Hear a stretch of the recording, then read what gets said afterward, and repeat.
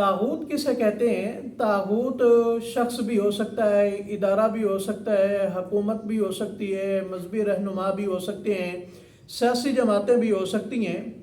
तागूत का माना है हर वो शख्स या इदारा या जमात या तहरीक जो अल्लाह के मुकाबले के अंदर अपना हुक्म मनवाए, और या वो शख्स और वो मुआशरा और वो आवाम जो अल्लाह के मुकाबले में गैर का हुक्म मानने पर राज़ी हूँ और उसके ख़िलाफ़ बगावत भी ना करें, कोशिश भी ना करें, उनके ख़िलाफ़ कुव्वत और ताकत भी इस्तेमाल ना करें और न कुव्वत और ताकत हासिल करने की कोशिश करें। इन सब को क्या कहते हैं? तागूत कहते हैं।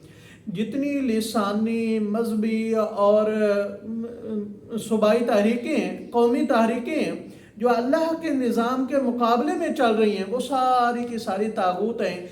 इसी के अंदर मुकन्ना इदारे आ जाते हैं, इसी तरह वो अदालतें आ जाती हैं, इसी तरह बहुत सारी चीज़ें आ जाती हैं जो अल्लाह के मुकाबले के अंदर किसी और का कानून माने या मनवाएं, ये सारे के सारे तागूत के ज़ुमरे में आते हैं।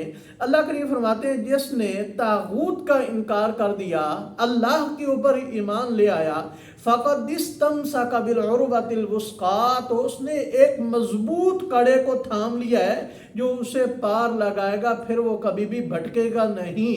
तो हमें तागूत को पहचानना होगा और तागूत के खिलाफ बगावत करनी होगी और निकलना होगा और कुव्वत इस्तेमाल करनी होगी। अगर कुव्वत नहीं है तो कुव्वत जमा करने की कोशिश करनी चाहिए। अल्लाह ताला हमें सिराते मुस्तकीम पर चलाए।